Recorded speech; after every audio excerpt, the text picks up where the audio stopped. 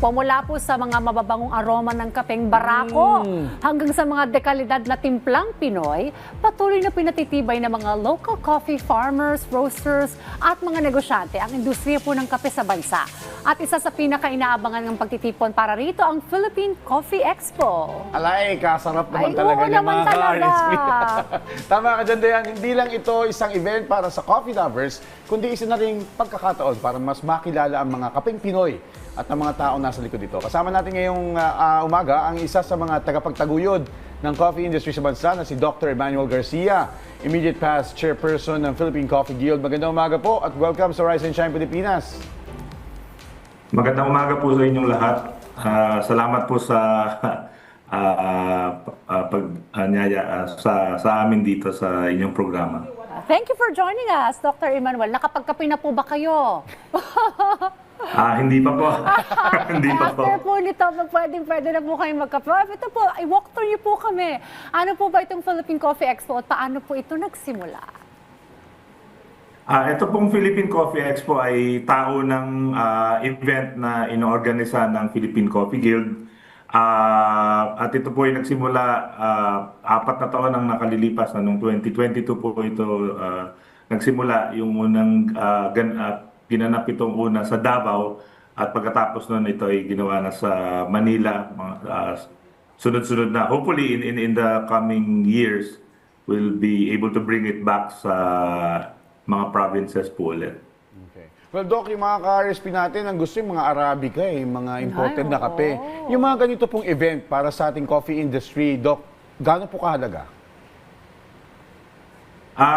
Malaking bagay po itong taon na expo na ito dahil una sa lahat, napakalawak, napakalaki nitong event na ito na halos lahat ng mga importanteng personalidad, mga produkto sa kape ay nandito, no? Hindi lang yung mismong kape kundi pati rin yung mga supplies, no, yung mga kagamitan na sa farm, sa coffee shop, sa mga roasteries. Kaya kung ikaw ay nasa industriya ng kape or kahit isang coffee aficionado, no, one-stop shop itong itong event na to. Marami kang matututunan, marami kang makikita, marami kang mabibili at marami magagandang deals. Kaya ito rin yung magandang puntahan dahil usually may mga magagandang deals, no, may mga may mga discounts na malalaki sa mga produkto at iba-iba pang mga promo ng ating mga exhibitors. So ano naman po ang line din po nitong Philippine Coffee Expo para po sa mga local coffee farmers at maging po sa mga entrepreneurs like cafe owners?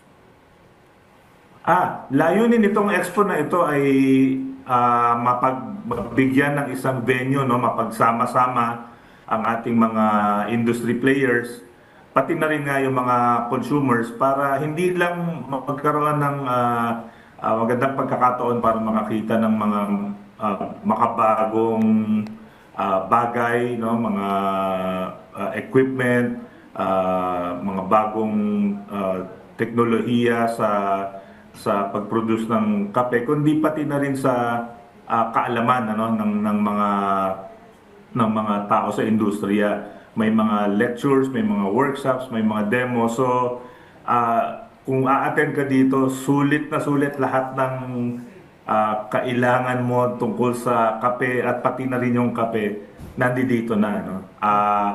Yun, nagkakaroon din ng mga diskusyon among stakeholders dito sa Philippine Coffee Expo. Okay.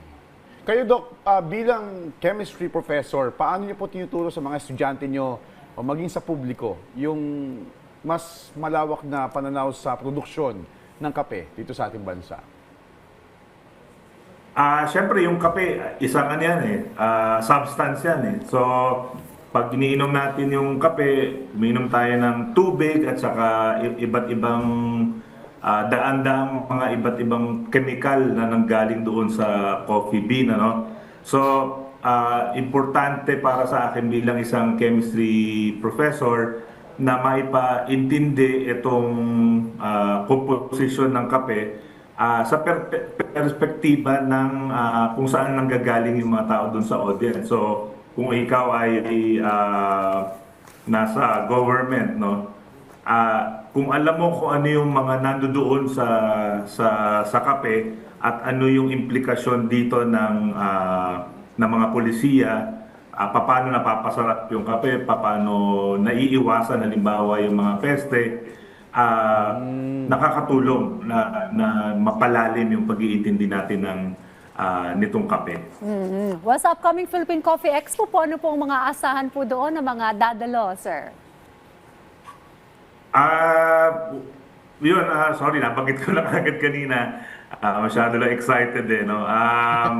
Ando doon po yung ating mga, dahil ito po isang expo, usually B2B na event ito, pero pinalawak na talaga namin siya ngayon. Isa na siyang may pagka B2C na siya na event, pati yung mga consumers. Merong mga Roasters Village kung saan on display at saka on sale yung mga kape na galing sa ating mga medium at saka small roasteries, no, na mga mahuhusay, yung pinakamasasarap na at pinakamahusay na roasters na nandito. Siyempre nandiyan yung mga ating malalaking kumpanya na nagbebenta ng mga supplies, equipment na may kinalaman sa kape.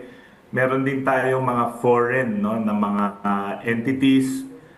Kasi nga, nagiging parang nakakakuha na ng malaking atensyon ng Pilipinas pagdating sa international market. Nandiyan din yung, syempre, yung mga booth ng mga iba't ibang rehiyon kung saan pinifeature nila yung mga pinakamatataas na kalidad, pinakamasasarap na kape sa buong Pilipinas. So, mula Barako, Arabica, Robusta, nandiyan dyan at makakasama ninyo yung mga farmers din dyan. Okay.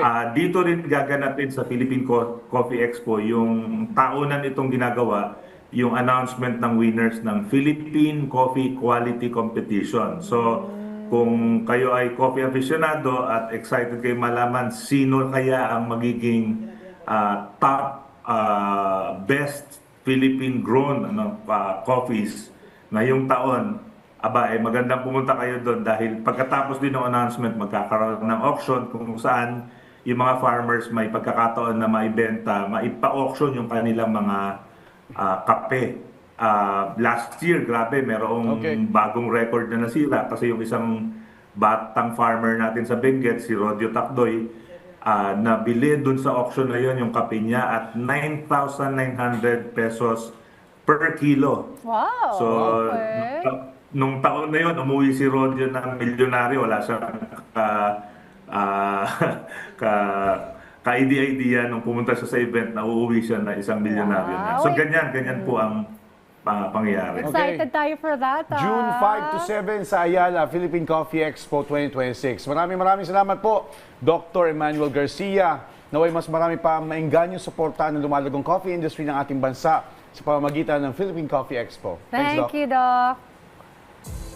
Maraming salamat po. Magandang umaga po.